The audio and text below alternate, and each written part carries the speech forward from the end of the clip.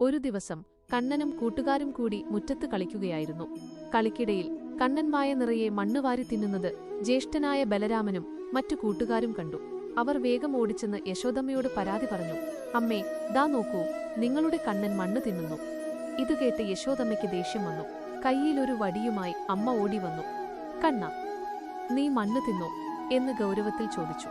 പക്ഷേ നമ്മുടെ കുസൃതിക്കണ്ണൻ ഉണ്ടോ വിടുന്നു.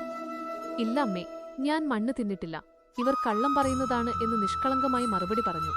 എങ്കിൽ നിന്റെ വായൊന്ന് തുറന്നേ എന്ന് യശോദമ്മ കർശനമായി പറഞ്ഞു. അമ്മയെ പേടിച്ച് കണ്ണൻ തന്റെ കുഞ്ഞുവായ പതുക്കെ തുറന്നു. എന്നാൽ ആ വായയ്ക്കുള്ളിൽ മണ്ണല്ലായിരുന്നു യശോദ കണ്ടത്. യശോദമ്മ അമ്പരന്നുപോയി. ആ കുഞ്ഞുവായയ്ക്കുള്ളിൽ ഇതാ സൂര്യനും ചന്ദ്രനും നക്ഷത്രങ്ങളും മിന്നിത്തിളങ്ങുന്നു. പർവ്വതങ്ങളും സമുദ്രങ്ങളും വായുവും അഗ്നിയും എല്ലാം അതിനുള്ളിലുണ്ട്. ചരാചരങ്ങളടങ്ങിയ ഈ ഭൂമി മുഴുവൻ ആ വായയ്ക്കുള്ളിൽ ദൃശ്യമായി. എന്തിന്, ആ വായ നോക്കി നിൽക്കുന്ന തന്നെത്തന്നെയും യശോദയ്ക്ക് അതിനുള്ളിൽ കാണാൻ കഴിഞ്ഞു. തന്റെ മകൻ വെറുമൊരു മകനല്ല, സാക്ഷാൽ പ്രപഞ്ചനാഥനാണെന്ന് ആ നിമിഷം യശോദ തിരിച്ചറിഞ്ഞു.